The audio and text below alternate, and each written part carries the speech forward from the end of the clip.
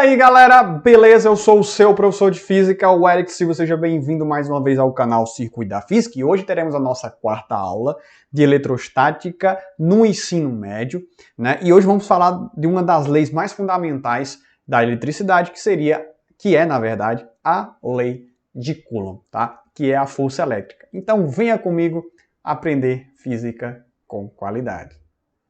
Bom, lei de Coulomb, força elétrica. Eu falei na aula que fala sobre, eu acho que é a segunda aula, sobre os princípios da eletrostática. E um desses princípios é o princípio da atração e de repulsão entre as cargas, que fala que cargas de mesmo sinal, essas forças são de repulsão, a interação delas vai ser assim, e que de sinais contrários eu teria uma atração, né? E você vai ter uma distância entre elas aí, tá? Então, o Coulomb, né, essa figura, ele encontrou de forma experimental, verificou experimentalmente que a força elétrica ela age dessa forma. A intensidade da força elétrica entre duas cargas pontiformes, tá? Isso é interessante, é diretamente proporcional ao produto dos módulos das cargas e inversamente proporcional ao quadrado da distância entre as cargas. Eric, o que é isso? Parece inglês isso aí, né? Mas não. Vejamos, gente. A intensidade da força elétrica entre duas cargas pontiformes, por que cargas pontiformes? São cargas que são pontos no espaço. A gente está considerando essas cargas como pontos no espaço e que elas não tenham dimensões, tá? É diretamente proporcional ao produto dos módulos das cargas, ou seja, a força ela é diretamente proporcional a esse produto dos módulos das cargas, né? Tá? Ou seja, quanto maior as quantidades de carga, maior será a força elétrica e será inversamente proporcional ao quadrado da distância entre essas cargas, ou seja, que à medida que essa distância ela aumenta, a força diminui pelo quadrado. É isso que quer dizer, tá? Então vamos lá. Essa é a lei de Coulomb, tá? Essa interação aí que as unidades da força elétrica é o Newton, né? O Newton, né, já é famoso e a quantidade de carga é o próprio Coulomb, né? Homenagem a ele. Lembre-se que a força elétrica é um vetor, ou seja, tem modo, direção e sentido. Isso é interessante, né, gente? A gente tem que se ligar nisso aí, tá? E se eu tiver o produto de cargas, né, dessas duas cargas for maior que zero, as forças de repulsão, né, elas vão se repelir, e se for menor que zero, vai ser forças de atração, tá? E aí você vê que tem uma constante K aqui, que é o K0, que seria a constante eletrostática no vácuo, que a gente chama de constante de proporção, né? Vejamos, gente. É 1 sobre 4πε0, tá? Esse resultado é igual a 9 vezes 10 a nona, Newton vezes metro quadrado sobre Coulomb quadrado. Isso aqui está no SI, tá, gente? Observe o seguinte. Essa constante eletrostática no vácuo está relacionada à permissividade elétrica no vácuo, gente. O que que significa? Dependendo do meio onde essas cargas estão, essa interação pode ser mais forte ou pode ser mais fraca devido a essa permissividade elétrica no vácuo. Ele tem esse valor aqui, que é 8,85 vezes 10 a menos 12, é um valor bem baixo, Coulomb quadrado sobre Newton vezes metro quadrado. Ele vai ter esse valor aqui. Isso aqui é no vácuo, tá, gente? Aí a gente pode também encontrar a permissividade relativa, né? O famoso E aqui, que seria nesse caso, lembrando que essa permissividade relativa ela está relacionada a um valor, né, que multiplica a permissividade elétrica no vácuo. E aí eu vou ter valores diferentes para E, tá? Por caso se a gente for estudar eletrostática na matéria, aí esse valor aqui, a gente não vai usar mais esse valor, o ε0, tá? Porque aí o valor vai mudar, porque a gente vai mudar de meio. No caso do vácuo, eu vou ter esse valor, tá? No caso, 1 vezes o próprio ε0 é o ε0, que é no vácuo. Agora, se for no ar, vai ter um pouquinho de diferença, mas a gente sempre considera que no ar e no vácuo é a mesma coisa, né? Um sistema ideal. Aí quando a gente vai para a água, a coisa já muda de figura, porque você vai ter 78 vezes esse valor aqui. Então esse valor já aumenta. É interessante observar que quanto maior esse ε0, tá? Menor vai ser quem, gente? A constante eletrostática no vácuo. E com isso, essa interação pode mudar. A interação entre essas cargas pode mudar dependendo do meio. Isso é interessante. Lembrando uma coisa também, gente, que é o seguinte, tá? Observe. Essas forças aqui, elas atendem às leis de Newton, ou seja, a terceira lei de Newton, que seria ação e reação. No caso, a força de Q1 aplica em Q2 é igual à força de Q2 que aplica em Q1. Lembrando que essas forças são forças de campo, tá? Então, neste caso, não significa que, Eric, se Q1 tiver uma carga maior do que Q2, significa que a força que Q1 vai aplicar em Q2 é maior do que a força de Q2 que aplica em Q1. Não, está errado.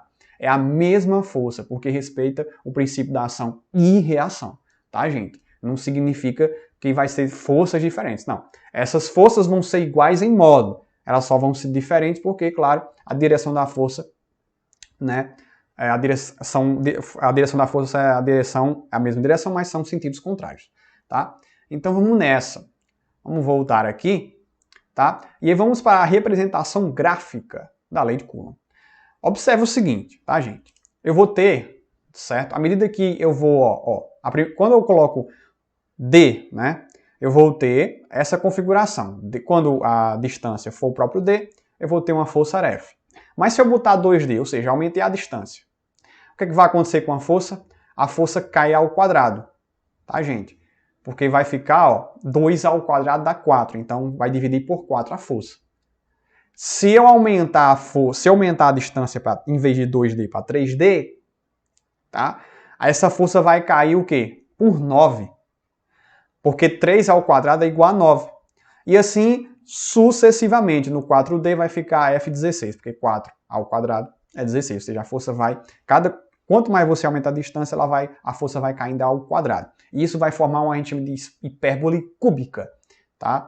Que vai ter esse formato aqui. Tem a hipérbole equilátria, né? Que no caso seria uma situação onde fosse só o D, né? Em vez de ser D quadrado, fosse D, tá? Aí você teria a hipérbole equilátria, mas nesse caso aqui é a hipérbole cúbica, tá? Então, bem tranquila essa ideia. E agora vamos para o sistema de cargas aí, né, gente? O sistema de cargas é o seguinte, eu vou agora calcular, eu posso calcular a força, a interação de força entre várias cargas, entre N cargas.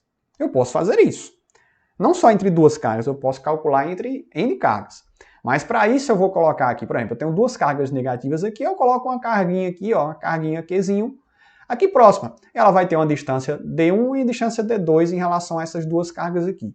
Aí você pensa, beleza, Eric, o que isso significa? Qual é a direção da força? Porque ela vai sofrer aqui uma atração, né? Ela vai sofrer uma atração aqui, né, gente? Vamos aqui, ó. Vamos colocar aqui bacaninha.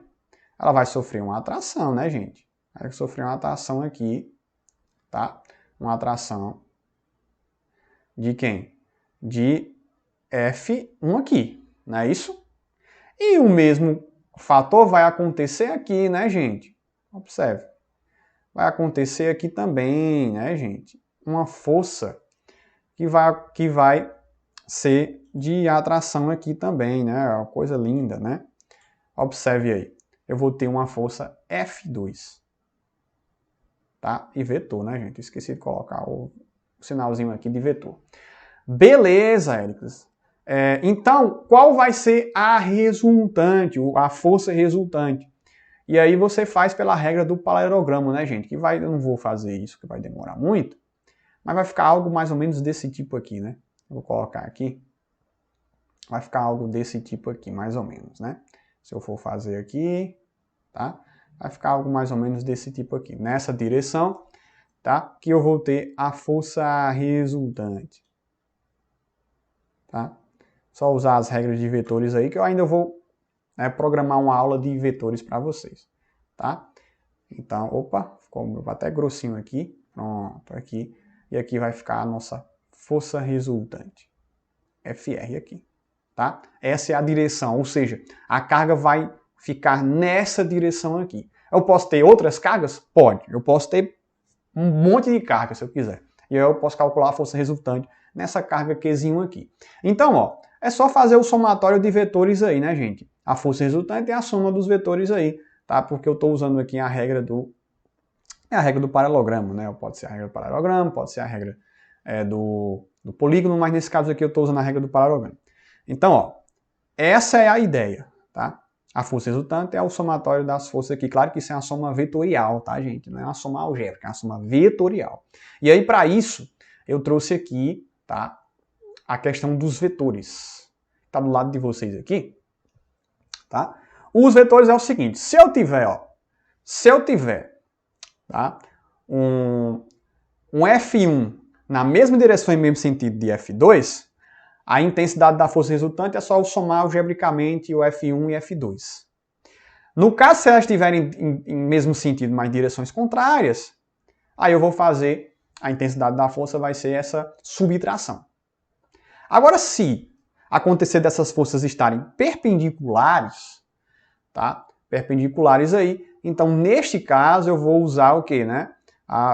Vou usar Pitágoras, né? Porque aqui vai formar um triângulo, né? Um triângulo retângulo, e daí vai formar Pitágoras aqui. Vai formar o nosso amigo Pita. O nosso amigo Pita vai aparecer nesse caso, tá? E se for um ângulo qualquer, então aí a gente vai ver que a gente vai usar o quê? A lei dos cossenos, gente. Eu vou até escrever aqui para vocês.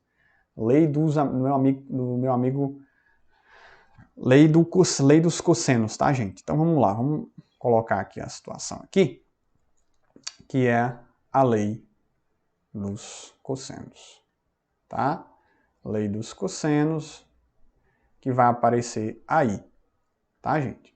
E lembrando que a lei dos cossenos, a gente resolve isso pela lei dos cossenos, é interessante observar que a gente vê que tem um mais, né? Aqui. Vai ter um mais aqui, tá? Na lei dos cossenos é um menos. E aí, claro que quando tiver uma aula sobre vetores, eu vou mostrar para vocês porque aqui é mais em vez de ser menos, tá? Mas é isso, gente. Esse é o sistema de cargas que a gente tem. A gente pode resolver para um sistema de N cargas, a força. Eu só colocar uma carga Qzinha aqui e colocar próximo de uma ruma de carga e daí eu vou encontrar a força resultante nesse processo inteiro. E é só usar vetores, porque, claro, a força elétrica é uma força vetorial, beleza? Então é isso, galera. Muito obrigado por assistir esse vídeo, tá? Agradeço demais por vocês terem acompanhado esse curso. Eu espero que vocês tenham gostado desse vídeo. Compartilha para a galera. Se você curtir, compartilhar, o YouTube vai entender que você está gostando do conteúdo. Então isso me ajuda bastante. E é isso. Muito obrigado. E até a próxima.